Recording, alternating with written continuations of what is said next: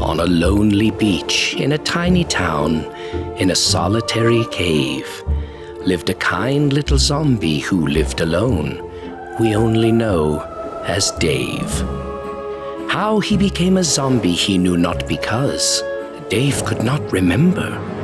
He only knew he became what he was the 25th of December. While other corpses stayed in their graves, the ones who weren't cremated, a Christmas enchantment caused his tiger body to become animated. For many years, Dave pondered this, but never knew the reason. Perhaps it happened only because of the magic of the season. Now, the rumor is that zombies want to eat only some brains.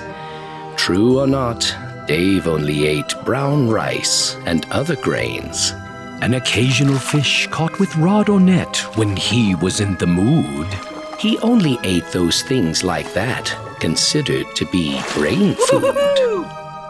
He stayed to himself, but longed to have companions to converse with. The fact that zombies can't speak well is one of many myths. He watched the people play on the beach and wished he could join in. But he knew if they ever saw him there, they would be too frightened. But this is the story of not how Dave was lonely on his isthmus. It's the story of how Dave the zombie once actually saved Christmas. Not for you or me or the whole world, but for one simple, sweet household.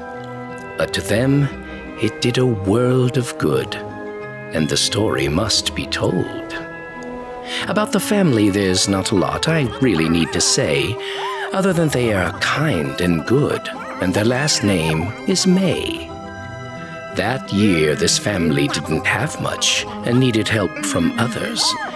They wish they didn't have to ask, and wouldn't if they'd had their druthers. But sometimes fate will teach us we need others in our woe.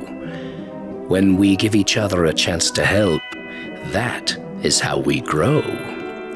The family May lived close to Dave in a tiny town called Fairfield. When it was dark, he could wander there and still remain concealed. Mayor Penguin had threatened poor Dave not to wander during the day. He was a bit afraid to get too close, but that's not all he had to say. He had also warned Dave never to enter anyone in Fairfield's homes. So only in the alleyways and the shadows are where poor Dave had to roam. In the dead of night, one Christmas Eve, Dave wandered through the city. He loved the sights and sounds of Christmas. The decorations were so pretty. As Dave wandered here and wandered there, he heard a noise not normal. He saw someone breaking into a house and was dressed quite informal. He was clad in black and covered his face. No one could recognize him. But Dave's zombie eyes knew something was wrong the minute that he spied him. He was trying to break into the Mays family house to steal away their presents. Dave knew that if he succeeded, the consequences would be immense. The happy sounds of Christmas cheer would turn into sad sobbing. That is what happens when a family is the victim of a robbing. Dave was afraid to act, lest he be penalized. But if he didn't act soon, the Mays house would be burglarized. In a flash, Dave decided he had to act fast.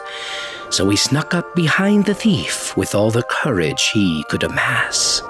The zombie crept behind the intruder and tapped him on the shoulder. The thief turned round, stifled a shriek, and suddenly felt colder. He dropped everything, ran really fast, and vanished in the night. He never returned to the Mays home. He'd gotten such a fright. Dave looked round at the Mays cute home in order to assess When they went downstairs that Christmas morn, their home would be a mess. If Dave left the house right now, the results would be tragic. Dave decided to clean things up so their Christmas could be magic. Dave thought that he had been alone as he stood in the hallway, but someone had been there the entire scene. Her name was Liza May. Dave turned to her and thought that she would scream at the frightening sight. But instead, she came and hugged our Dave and thanked him through the night. I saw it all, She said with a smile. I know that you're not evil. Dave stood confused since his presence usually caused a great upheaval. You saved our Christmas, you wonderful ghoul. Our thanks to you we will give. We will forever be grateful to you, as long as we all shall live.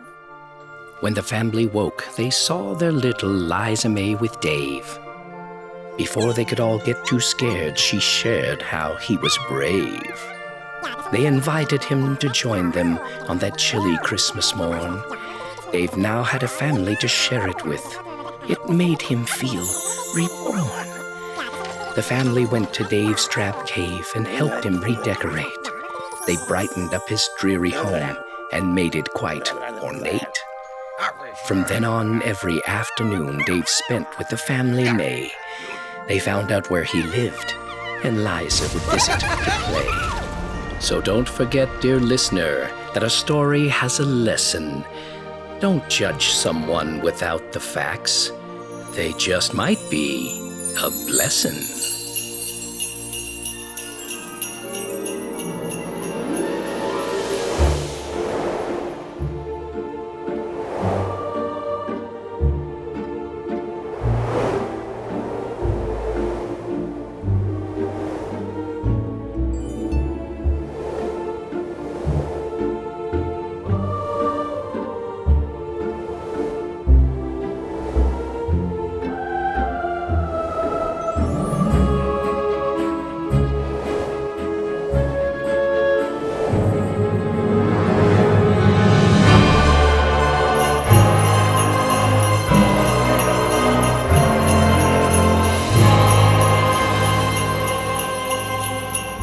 Merry Christmas to all, and to all a good night.